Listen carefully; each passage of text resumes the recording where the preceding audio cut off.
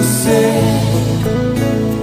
bem mais do que já sou. Um adorador por excelência me tornar. Graça e paz, queridos irmãos.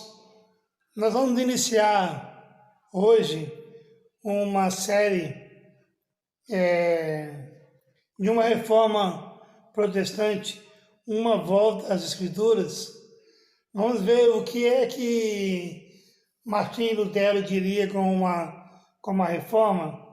Dentro do estudo desse mês, nós vamos falar sobre os 5 solas da reforma.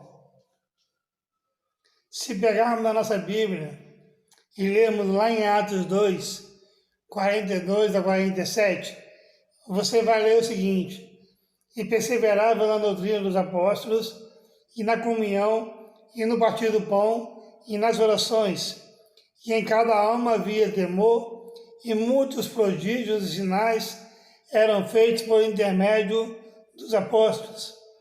E todos os que creram estavam juntos, e tinham tudo em comum, e vendiam suas propriedades e bens, e repartiam o produto entre todos, à medida em que alguém tinha necessidade. E perseveravam unânimes no templo. Todos os dias partiam o pão de casa em casa e tomavam suas refeições com alegria e singeleza de coração, louvando a Deus e contando com a simpatia de todo o povo. Enquanto isso, acrescentava-lhes o Senhor, dia a dia, os que iam sendo salvos.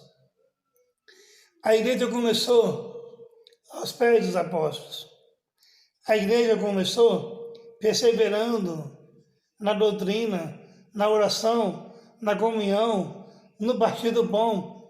Mas com o tempo a igreja se perdeu pelo caminho. O que aconteceu? O que houve que a igreja de hoje não é mais a igreja de uns tempos atrás? É interessante que tentou várias pessoas se levantar para uma reforma, para reformar a igreja. No ano de 1415, na fogueira, morre John Hus, e as suas últimas palavras foram: hoje vocês podem matar um ganso, mas daqui a 100 anos nascerá um cisne que ninguém poderá matar, nem tampouco dos seus ideais. Ganso era o apelido de John Hus, e cisne era o apelido de Lutero. No ano de 1483, nasceu Martim Lutero. Martim Lutero ele foi estudar fora da sua cidade, e ele, para estudar, ele pedia ajuda para as pessoas na rua. Certa vez ele bateu na casa da dona Úrsula Cota, a qual o levou para a sua casa e o ensinou, o ajudou a pagar os seus estudos. Martim Lutero começou a estudar dentro de conventos, e ele começou a estudar vários livros. Chegou um dia em que ele abriu o livro em Romanos e ele viu que o justo viverá pela fé, e aí ele começou a ver que a igreja precisava de reforma. E aí ele afixou 95 teses na porta da igreja de Wittenberg, na Alemanha, para debater, para combater aquilo que as pessoas estavam pregando. Martim Lutero começou a fazer isso, e dentro dessa ideia, a reforma não foi uma inovação na igreja, mas uma volta à doutrina dos apóstolos. A reforma não foi um desvio de roda, mas uma volta às Escrituras. A reforma, o que ele queria é colocar a igreja de volta nos trilhos da verdade. Dentro dessa ideia, a Reforma Protestante, uma volta às Escrituras, qual era a ideia de Lutero? Ele queria que as Escrituras fossem alvo principal. A ideia é que salvação somente pela fé. A ideia é que salvação é somente pela graça. A ideia é que salvação é somente por Cristo. E a ideia é que a glória somente tem que ser dada a Jesus. Vamos entender hoje a primeira ênfase da Reforma, que é a singularidade das Escrituras. João 5,39 nos diz: examinai as Escrituras, porque julgais ter nelas a vida eterna, e são elas mesmas que testificam de mim. Os líderes religiosos sabiam o que dizia a Bíblia, mas não aplicavam suas palavras à vida.